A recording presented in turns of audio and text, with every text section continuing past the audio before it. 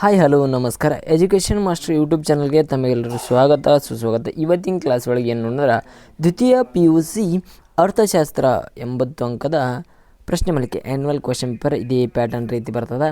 ಇಲ್ಲಿ 4 ಅಂಕದ ಕ್ವಶನ್ಗಳನ್ನು ಡಿಸ್ಕಸ್ ಮಾಡೋಣ. ವೆರಿ ಇಂಪಾರ್ಟೆಂಟ್ ಕ್ವಶನ್ಗಳಾಗಿರ್ತಾವೆ. ಇವೇ ಎಕ್ಸಾಮ್ ಆ್ಯನ್ಯುವಲ್ ಎಕ್ಸಾಮ್ಗೆ ಇವ ಪಿಕ್ಸ್ ಬೀಳ್ತಾವೆ. ಕ್ವಶನ್ ಇವನ್ ಬಿಟ್ಟು ಮತ್ತು ಬೇರೆ ಯಾವ ಕೇಳೋ ಚಾನ್ಸಸ್ ಇಲ್ಲ. ಫಸ್ಟ್ ಒಂದು ಕ್ವಶನನ್ನು ನೋಡ್ಕೊಂಡು ಬಂದುಬಿಡ್ರಿ. ಒಂದು ಆರ್ಥಿಕ ಮೂರು ಕೇಂದ್ರೀಯ ಸಮಸ್ಯೆಗಳನ್ನು ಯಾವುವು ಹಾಗೂ ಅವನ್ನು ವಿವರಿಸ್ರಿ ಅದಕ್ಕೆರ what are the 3 central problems of an economics explain, ಅವುಗಳನ್ನು ಎಕ್ಸ್ಪ್ಲೇನ್ ಮಾಡಿರಿ ಎಂಬುದನ್ನು ತಿಳಿಸಿದ್ದಾರೆ. ಸೆಕೆಂಡ್ ಒನ್ನ ಉತ್ಪಾದನಾ ಸಾಧ್ಯತಾ ಗಡಿರೇಖೆಯನ್ನು ಸಂಕ್ಷಿಪ್ತವಾಗಿ ವಿವರಿಸಿರಿ. ಥರ್ಡ್ ಒನ್ ರೀ ಎ ಒಬ್ಬ ಅನುಭೋಗಿಯು ಒಂದು ಸೇಬಿನ ಬೆಲೆ 8 ರೂಪಾಯಿ ಗಳಿಸಿದಾಗ 20 ಸೇಬುಗಳನ್ನು ಖರೀದಿಸುತ್ತಾಳೆ ಮತ್ತು ಪ್ರತಿ ಸೇಬಿನ 20 ಬೆಲೆ 10 ರೂಪಾಯಿಗಳಿಗೆ ಏರಿಕೆಯಾದಾಗ ಅವಳು ಸೇಬಿನ ಬೇಡಿಕೆಯನ್ನು 16ಕ್ಕೆ ಕಡಿಮೆ ಮಾಡುತ್ತಾಳೆ. ಬೇಡಿಕೆಯ ಸ್ಥಿತಿಸ್ಥಾಪಕವನ್ನು ಕಂಡುಹಿಡಿಯಿರಿ ಅಂತ ಕೇಳೋಣ. ಇದು ಪಿಕ್ಸ್ ಕ್ವಶನ್ ಬೀಳ್ತದೆ. ಅದೇ ರೀತಿ ಫೋರ್ತನ ಔದಾಸೀನ್ಯ ನಕ್ಷೆಯ ರೇಖಾಚಿತ್ರದೊಂದಿಗೆ ವಿವರಣೆ ಮಾಡಿರಿ. ಔದಾಸೀನ್ಯ ವಕ್ರರೇಖೆ ಎಂದರೇನು ಬರೀರಿ, ಅದರ ನಕ್ಷೆ ತೆಗೀರಿ, ರೇಖಾಚಿತ್ರಗಳನ್ನ ವಿವರಣೆ ಮಾಡೋದಕ್ಕೆ ಹೋಗ್ರಿ. ಅದೇ ಫಿಕ್ಸ್ ಕ್ವಶನ್ ಇರ್ತದೆ. ಇದು 5ನೇ ಕ್ವಶನ ಬಜೆಟ್ ಗಣನವನ್ನು ರೇಖಾಚಿತ್ರದ ಸಹಾಯದೊಂದಿಗೆ ವಿವರಿಸಿರಿ. ಅದೇ ರೀತಿ 6th ಒನ್ ಒಂದು ಮಾರುಕಟ್ಟೆಯಲ್ಲಿ 2 ಅನುಭೋಗಿಗಳ ಇದ್ದಾರೆ ಎಂದು ಪರಿಗಣಿಸಿರಿ. ಬೆಲೆಯ ವಿವಿಧ ಮಟ್ಟಗಳಲ್ಲಿನ ಒಂದು ಸರಕಿಗೆ ಅವರ ಬೇಡಿಕೆಯನ್ನು ಈ ಕೆಳಗಿನಂತೆ ನೀಡಲಾಗಿದೆ. ಸರಕಿನ ಮಾರುಕಟ್ಟೆಯನ್ನು ಬೇಡಿಕೆ ಲೆಕ್ಕಾಚಾರ ಅಥವಾ ಲೆಕ್ಕವನ್ನು ಮಾಡಿರಿ ಎತ್ಕೊಳ್ಳೋಣ. ಅದೇ ರೀತಿ ನೆಕ್ಸ್ಟ್ ಒಂದು ಕ್ವಶನ್ ನೋಡ್ರಿ. ಸಂಬಂಧ ಬದಲಿ ಸರಕು ಮತ್ತು ಪೂರೈಕ ಸರಕುಗಳ ನಡುವಿನ ವ್ಯತ್ಯಾಸಗಳನ್ನು ತಿಳಿಸಿರಿ. ಬದಲಿ ಸರಕು ಮತ್ತು ಪೂರೈಕ ಸರಕು ನಡುವಿನ ವ್ಯತ್ಯಾಸವನ್ನು ತಿಳಿಸಿರಿ.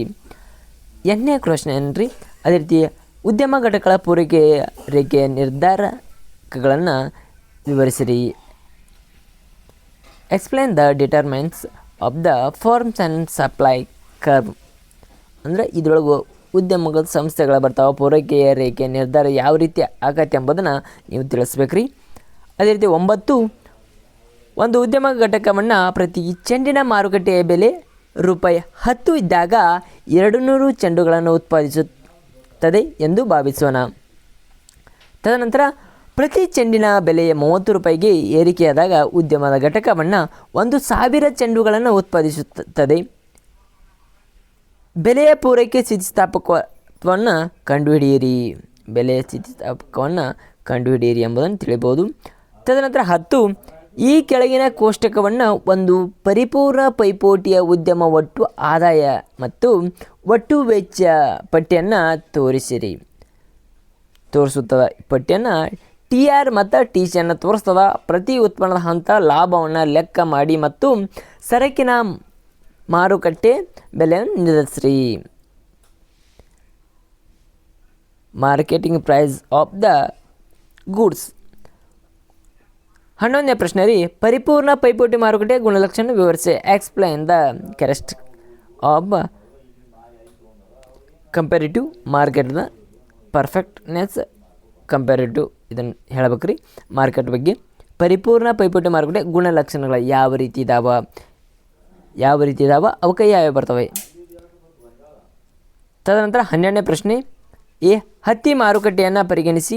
ಹತ್ತಿ ಬೇಡಿಕೆಯ ರೇಖೆ Q=430 - P ಆಗಿದ್ದರೆ ಮಾರುಕಟ್ಟೆ ಏಕರೂಪದ ಉದ್ಯಮಗಳಿಗೆ ಎಂದು ಕಲ್ಪಿಸಿಕೊಂಡು ಅದರಲ್ಲಿ ಒಂದು ಉದ್ಯಮದ ಪೂರೈಕೆಯ ₹30 ಬೆಲೆಯಲ್ಲಿ Q=20 + P ಆಗಿರುವ ಸಮತೋಲನ ಉದ್ಯಮಗಳ ಸಂಖ್ಯೆಯನ್ನು ಲೆಕ್ಕವನ್ನು ಮಾಡಿರಿ.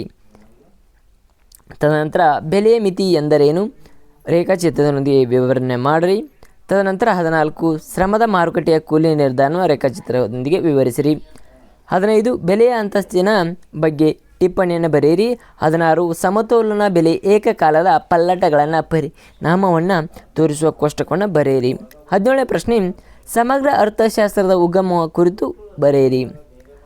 18 ಅಭಿವೃದ್ಧಿ ಹೊಂದಿದ ಅಭಿವೃದ್ಧಿಶೀಲದ ದೇಶಗಳ 2 ಸರ್ಕಾರದ ರಾಜ್ಯ ಮತ್ತು ಕುಟುಂಬದ ವಲಯ ಪಾತ್ರವನ್ನು ಬರೆಯಿರಿ.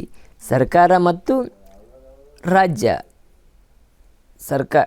ಸರ್ಕಾರದ ರಾಜ್ಯ ಮತ್ತು ಕುಟುಂಬಗಳ ಎರಡನ್ನ ಡಯಾಗ್ರಾಮ್ ತೆಗಿಬೇಕ್ರಿ. ತೆಗೆದ ಅದನ್ನು ವಿವರಣೆ ಮಾಡಬೇಕು. ಅದೇ ರೀತಿ 19 ರೀ, ಸಮಗ್ರ ಅರ್ಥಶಾಸ್ತ್ರವು ಸೂಕ್ಷ್ಮ ಅರ್ಥಶಾಸ್ತ್ರಕ್ಕಿಂತ ಯಾವ ರೀತಿ ಭಿನ್ನವಾಗಿದೆ ಎಂಬುದನ್ನು ಸಂಕ್ಷಿಪ್ತವಾಗಿ ವಿವರಿಸಿರಿ. ತದನಂತರ RBI ಬ್ಯಾಂಕಿನ ಕಾರ್ಯಗಳನ್ನು ವಿವರಿಸಿರಿ. ಇದು ಫಿಕ್ಸ್ ಕ್ವಶನ್ ಇವನು ಕೇಳಾರ್ದ ಮುಂದೆ ಕ್ವಶನ್ ಯಾವನು ತೆಗಿಯೋಕ್ಕಾಗಲ್ರಿ. ಇವನ್ನ ಕೇಳ್ತಾರೆ ಕ್ವಶನ್ಗಳು, ಇವುಗಳನ್ನು ಸರಿಯಾಗಿ ಓದ್ಕೊರಿ. 21 ಹಣವು ಲೆಕ್ಕದ ಅತ್ಯಂತ ಅನುಕೂಲಕರ ಘಟಕವಾಗಿ ಕಾರ್ಯನಿರ್ವಹಿಸುತ್ತದೆ. ಉದಾಹರಣೆಯೊಂದಿಗೆ ವಿವರಣೆ ಮಾಡಿರಿ. 22 ಹಣದ ಬೇಡಿಕೆಯ ವ್ಯವಹಾರದ ಉದ್ದೇಶವನ್ನು ವಿವರಣೆ ಮಾಡಿರಿ. ತದನಂತರ 23 ಸಮಗ್ರ ಆರ್ಥಿಕ ಸಮತೋಲನದ ಪೂರೈಕೆ ಭಾಗವನ್ನು ರೇಖಾಚಿತ್ರ ಸಹಾಯದೊಂದಿಗೆ ವಿವರಿಸಿರಿ. ತದನಂತರ 24 ಇಲ್ಲಿ ಲೆಕ್ಕವನ್ನದ ಇದು ಲೆಕ್ಕವನ್ನು ನೋಡ್ಕೊರಿ. ಅದೇ ರೀತಿ 25 ಸಮಗ್ರ ಬೇಡಿಕೆಯ ಬಿಂಬಕ ಅರ್ಥವನ್ನು ಬರೆಯಿರಿ ಮತ್ತು ರೇಖಾಚಿತ್ರ ಅದನ್ನು ಹೇಗೆ ಪಡೆಯಬಹುದು ಎಂಬುದನ್ನು ತಿಳಿಸಿರಿ. 26 ಅನುಭೋಗ ಬಿಂಬಕವನ್ನು ಸಂಕ್ಷಿಪ್ತವಾಗಿ ವಿವರಿಸಿರಿ. 27 ಹೂಡಿಕೆ ಬಿಂಬಕದ ರೇಖಾಚಿತ್ರ ನಕ್ಷೆನ ಮೂಲಕ ವಿವರಿಸಿರಿ. ಅದೇ ರೀತಿ 28 ಸರ್ಕಾರದ ಮುಂಗಡ ಪಟವನ್ನು ಬರೆಯಿರಿ. 29 ಸಾರ್ವಜನಿಕ ಸಾಲವು ಹೊರೆಯಾಗುವುದೇ ವಿವರಿಸಿರಿ. 30 ಮುಂಗಡ ಪತ್ರದ ಕೊರತೆಯ ಖಂಡಿತವನ್ನು ಸಮಸ್ಯೆಯನ್ನು ಚರ್ಚಿಸಿರಿ. ತದನಂತರ 31 ಕೋಶೀಯ ಕೊರತೆ ಸರ್ಕಾರದ ಸಾಲದ ಅಗತ್ಯತೆಯನ್ನು ತೋರಿಸುವ ವಿಷಯ ಕುರಿತನ್ನು ಬರೆಯಿರಿ. 32 ಮುಕ್ತ ಆರ್ಥಿಕ 3 ಕೊಂಡಿಗಳನ್ನು ವಿವರಣೆ ಮಾಡಿರಿ.